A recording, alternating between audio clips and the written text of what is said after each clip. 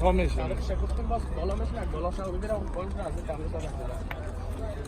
اونم گلاس برندن بله زن اونم گلاس پلاستیکی برندن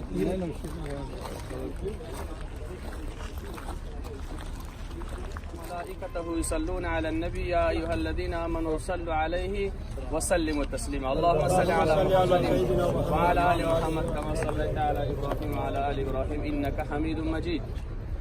حجاج کرام الله متعال زیارت و عمرتان قبول کنه. ما و شما امروز بر احد شریف تشریف آوردیم به خاطر دیدن و زیارت کردن و دعا کردن برای شهدای احد شریف.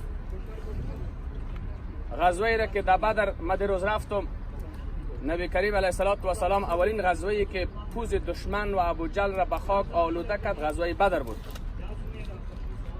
غزوه بدر به نفع مسلمانان، مشرکین در بدر 1000 نفر الی 900 نفر در بدر آمده بودن با همه وسایل جنگی. مسلمانان 313 نفر. اینا به خاطر جنگ هم نرفته بود، به خاطر مقابله با قافله ابو سفیان رفته بودن.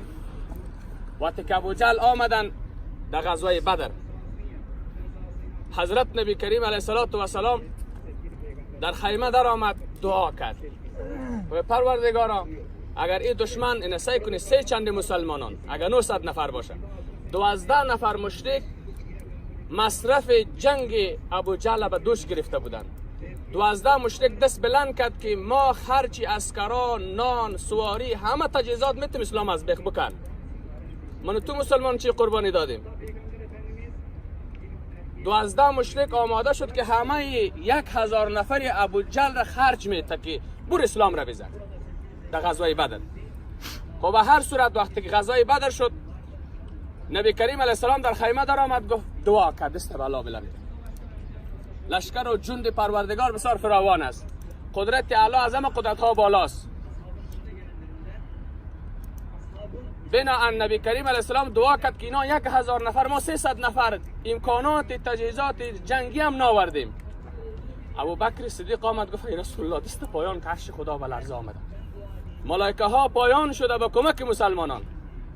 من و تو امت هستیم امروز، چرا به کمک من و تو پایان نمیشه؟ اخلاص نیست، قلب پاک نیست، حجم ریایی میشه، خوراکش هم شکایت میشه، پای دردی هم شکایت میشه، تاثیر با نمیکنه. از شرکت شکایت کو، از نماینده شکایت کو، به الله بسپارید.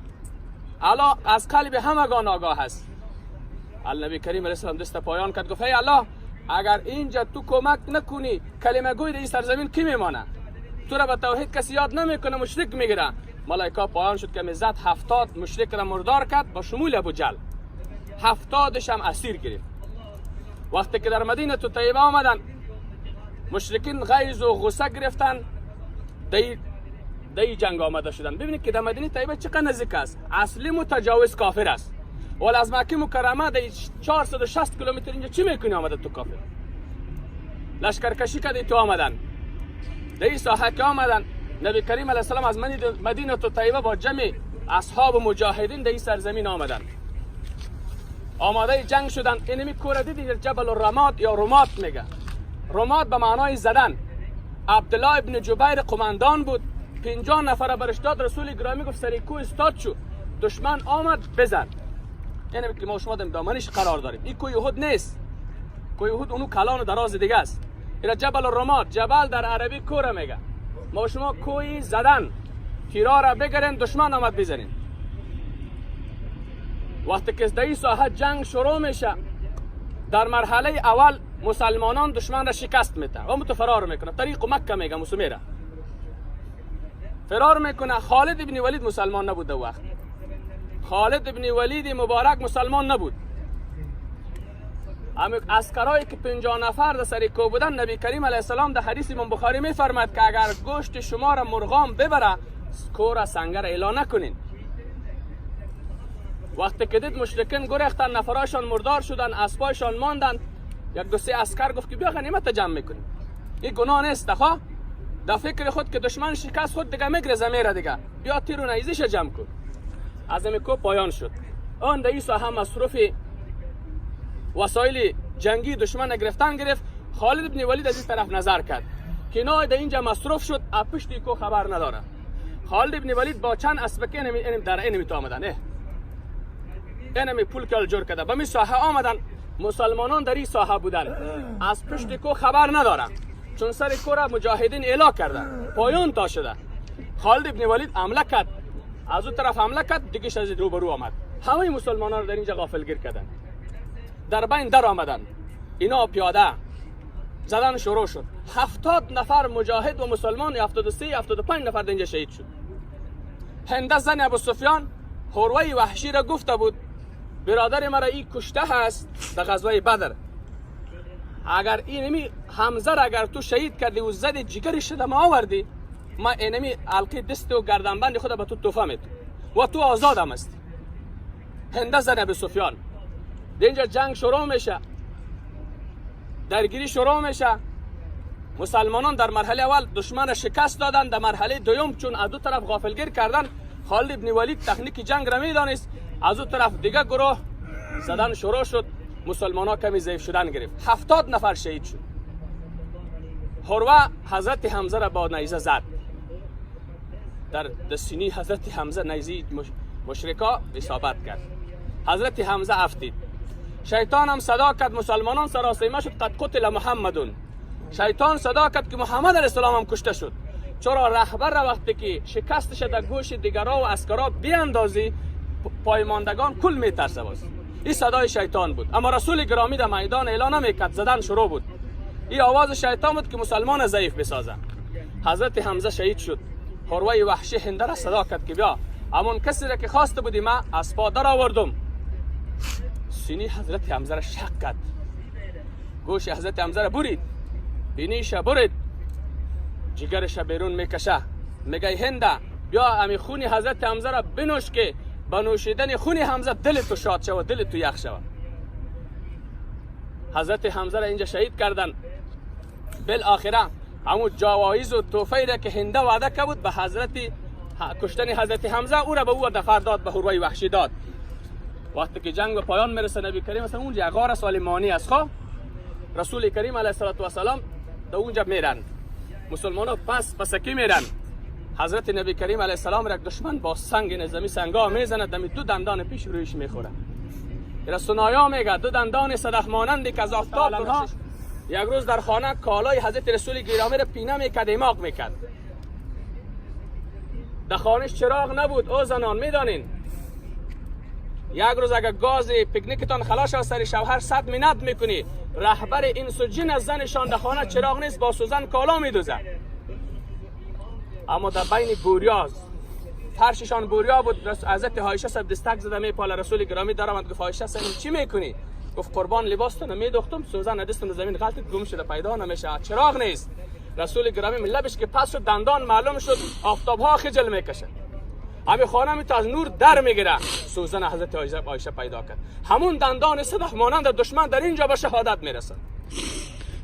و دندانی که از همه آفتاب ها درخشش دارد. اون رسولی که در عرش و زمین و در همه جا محمد رسول الله نامش نوشته است. یک یهود بود، 100 سال گناه کرد در زمان حضرت عیسی علیه السلام. وقتی که فوت کرد همه قوم از بیزار بود. معص الله 100 سنه، 100 سال گناه کرد، لاش شگریف مردم در جهر انداخت. علای مطالبه موسی علیه السلام وحی کرد، گفت اون دوست مرا بکش جنازه بکن. موسی گفت من از بیزار هستم، چندان انسان نیست. گفت بکش از چتلی، غسل بده، پاک کن، جنازه بکن، من برات میگم که آدم کی بود. لاش زیر کشید، غسل داد، جنازه کرد حضرت موسی. گفت ای الله بگو که چه کاره بود که تو دوست خود خواندی. گفت وقتی که آدم تورات میخوان خیر است که 100 سال گناه کرده. در تورات نوشته بود نام محمد رسول الله، کلمه محمد یک بوسه میکرد، نام محمد را موسی میکرد، با چشمایش میشکید، احترام نام محمد رسول الله را کرده. ما بخشیدم اما گناهش. رسول گرامی رقم یک شخص است. بنابراین رسول علیه السلام با مو دندان زیبایش در اینجا شهید میشه، خون مبارک میریزه. و یک کافر دیگه با سنگ میزنه، رخسارش زخمی میکنه. باز در تفسیر آورده که امو آدمی که با سنگ رخسار رسول گرامی را زخمی کرد، در وکو پسکی بالا میشد، یک گوز کوی آمد زد در شکمش، دو پله کد انداخت. این لشکر خداوندی است. خود دندان رسول گرامی شهید شد، رخسارش شهید شد در اینجا.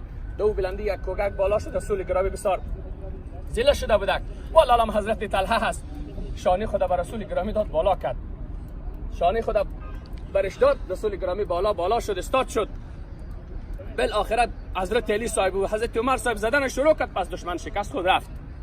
رسول گرامی پایان شد که 70 توته جگرش عسکرش در اینجا. حضرت حمزه کاکایش است، برادرش است، میره شکم پاره است، جگر در داخل شکمش نیست، گوش و بینی در وجودش نیست. حضرت رسول گرامی بسیار خسته شد. خواهر حضرت حمزه صفیه نام داره، از مدینه طیبه خبر شد که مسلمان‌ها شهید شده. آمد حضرت زبیر بچه حضرت صفیه صاحب است.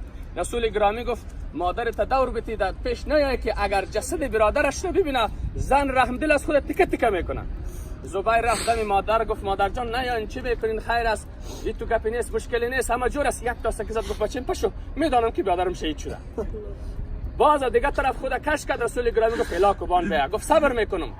آمد به سر جسد برادرش که جگر در داخلش نیست، گوش و بینی در وجودش نیست. نبی کریم علیه السلام گفت ای صفیه، حدیث امام ترمذی است، گفت اگر جسد حضرت حمزه را به دریا بندازم در دشتا مرغا بخورد، به شهادتش نوک سوزن ضرر وارد نمیکنه، شهادت حمزه قبول است. بالاخره همه شهدا را جمع کردن. حالا میخواد کفن بکنه. نبی کریم علیه السلام میگه هر کدامش که علم و قرآن زیاد داره او را در لحد زمین پیش بانین. چرا؟ حافظ قرآن، عالم دین قبر نمیتونه که در سر از حرکت بکنه. هر کسی که قرآن زیاد داره او را در لحد پیش بمانین. عالم میخواد کفن میکنه. کفن را میگه حضرت صفیه صاحب چادر خود میته، میگه بیادر مکه کفن بکن.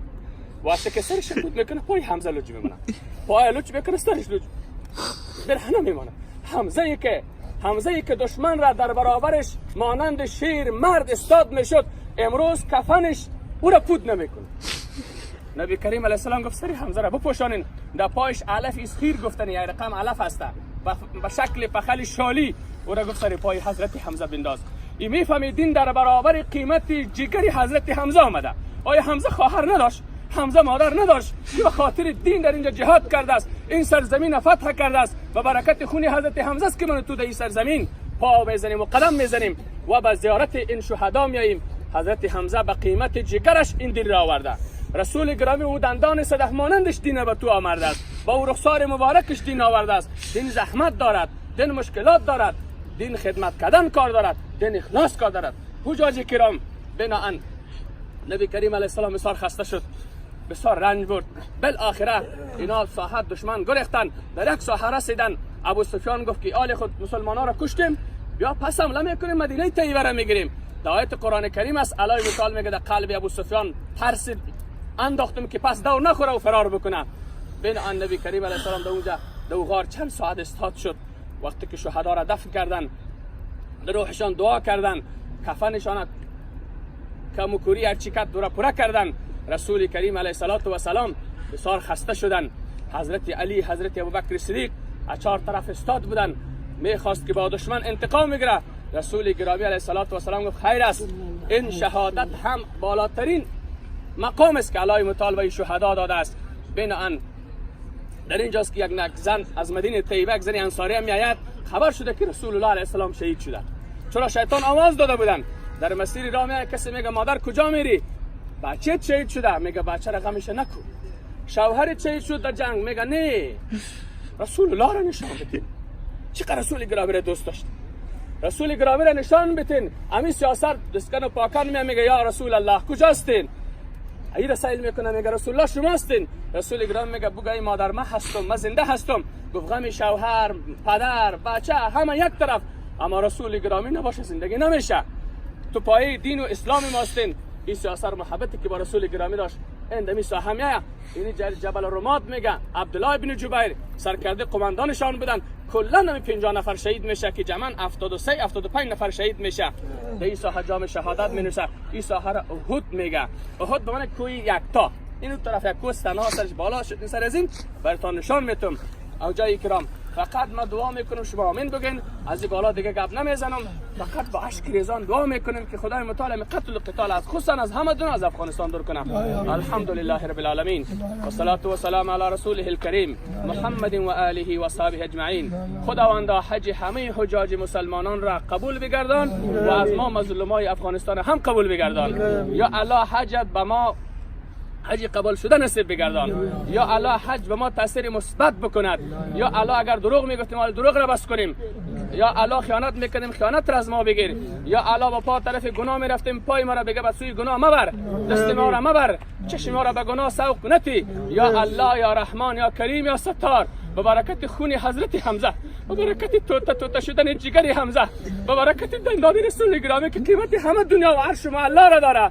یا الله یا رحمان، این پیش سفیدان، این مادران و این مظلومان امروز دست به بارگاه تو بالا کردیم. یا الله بجز غیر تو کس فریاد رس نداریم. یا مغیث استغیث علینا، یا مغیث یا الله یا فریاد رس، به فریاد مظلومین افغانستان برس، به فریاد مسلمانان برس، به فریاد فلسطینیان برس، به فریاد سوریان برس. یا الله یا رحمان، بس از 40 سال افغانستان به قتل و خونریزی مبتلا شد، بعد از این بس است توبه کردیم. یا الله دشمنان همه اسلام را نیست و نابود بگردان.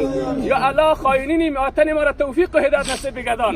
یا الله اگر قابل توفیق نیست، قدر خاک را نمیدانه، حب الوطن من الایمان را نمیدانه، دین فروشی میکنن، وطن فروشی میکنن، خیانت میکند، امنیتی وطنی مسلمانان را خراب میکنن. یا الله مانند فرعون نیست و نابود بگردان، مانند ابوجهل نیست و نابود بگردان، مانند قارون نیست و نابود بگردان. یا الله مسلمانان در همه کشورها افغان کشته میشه، افغان توهین میشه، چه میشه که همه در آغوش مادر خود که وطن است. یا الله وطن ما را کشمیر بساز. یا الله وطن ما را امنیت و صلح بیاور.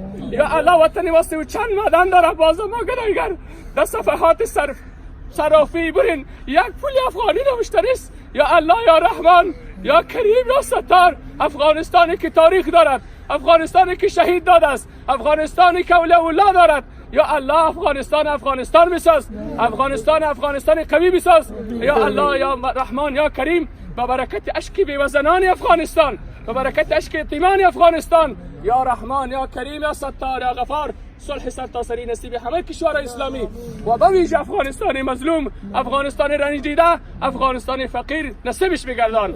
یا الله هر کس مریض داره شفا بده. یا الله هر کس قرض داره قرضش خلاص کن. یا الله هر کسی که اولاد نداره اولاد صالح و صالحه نصیب بگردان. یا الله هر کس که از ما دعا خواست، از رفیقا و برادرها و خواهرها و مادرای ما، یا الله دعای ما را در حق ازنا قبول بگردان. یا الله یا رحمان یا کریم یا ستار، فقط به فضل و کرمت بنگر، به گناه ما ننگر. یا الله به فضل و کرمت، به برکت شهدای احد شریف، به برکت رخسار رسول گرامیت، نبی کریم علیه السلام میفرماید اگر خون رسول گرامی به زمین میچکید همه دنیا را الله تمام میکرد.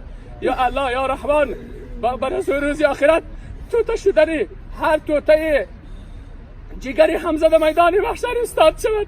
یا الله به خاطر دین جگری خود توته کردیم، ما چی کردیم؟ یا الله یا رحمان به برکت شهادت حضرت حمزه، به حرمت دندان نبی کریم علیه السلام، یا الله کریم رحیم ستار غفار، ما را توفیق دینی نصیب بگردان، وطن ما را آزاد کن، بنده ها را آزاد کن، فلسطین آزاد کن، قاهرانی که در اسارت اسرائیلان است پروردگار دامنش لکه‌دار شد، الله اونا را آزاد بگردان. یا رحمان یا کریم یا ستار یا غفار، اللهم اغفرهم وارحمهم واجعل الجنة مثواهم برحمتك یا ارحم الراحمین.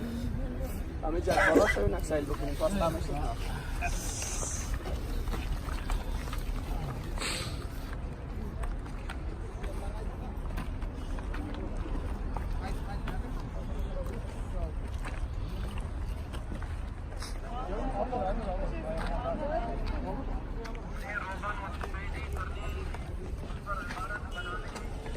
رضی الله تعالی اینم دیگه دو سنگ بلند بالا میشه. اونی حمزه صاحب است، عبدالله بن جبیر. اینم دو شهید خارشان هستند بالا باشن، دو سنگ نمیشه کیه کی؟ حضرت حمزه و حضرت عبدالله بن جبیر سنگان نمیشه. اینم جادو شونده. یعنی یک آیت قرآن دل تان